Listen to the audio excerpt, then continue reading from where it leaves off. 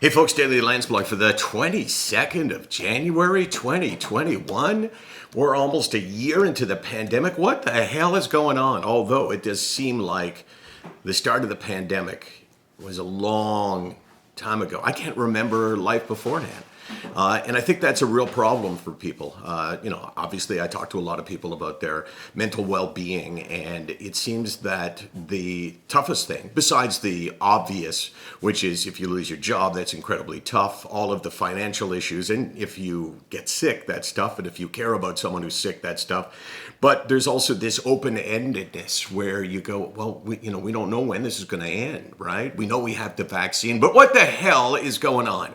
How do governments screw it up when it's the number one priority? Do you know, Case, that in World War II, are you shocked that I'm going there? Shocking. After Pearl Harbor, the United States transitioned entirely when it came to the automotive industry, for instance. They were only focused on producing tanks and airplanes and guns and stuff like that. And within a year, it was extraordinary what they had done. So we are really good as a society. And Canada wasn't entirely different either. Obviously, we didn't have the same automotive industry, but our industries were shifted. So we're really good at creating weapons to kill, or in the case of World War II, to defend ourselves. But apparently, we're not so good at creating ways to keep ourselves alive.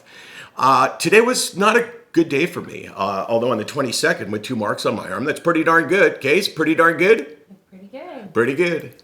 I was having this really great conversation with a CEO of a company who I'm hoping will enlist my services to talk about things that I'm talking to you about right now. And he said, "How are you?" And I said, "Oh, I'm great." And I realized as I'm telling him that there's things in my life that are great, right? I'm still working. Sick Not Weak is kind of flourishing, so that's great. My family is healthy, that's great. But as I'm telling it, I'm going, "No, you're not. You're not feeling great." And I could hear the words coming out of my mouth. And if you could hear a buzzer go if you were telling a lie, it would have been, I'm feeling really great. Oh, I'm doing really well. I guess I'm not as different from those that I try to counsel and give advice to than I would like to think. And I just wanted to mention Bill Legge, Case. How would you say you would say that? Bill Legge? Or, yeah, I'm going to go with Legge.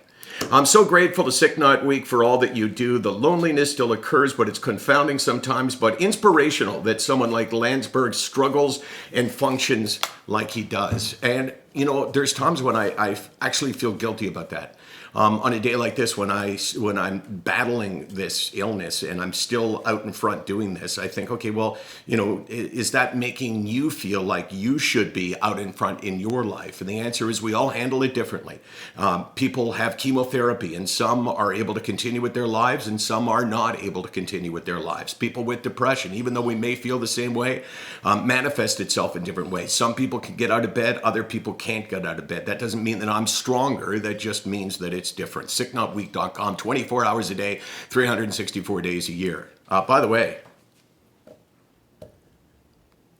hello? Can I get a Diet Coke here? Did you know that's what I was doing? I didn't. I thought you were just pointing at Joe Biden had, he took the button out, but apparently Trump had a button where he could push it and someone would bring him a Diet Coke. Is it too much to ask? All right, Case, the swoop.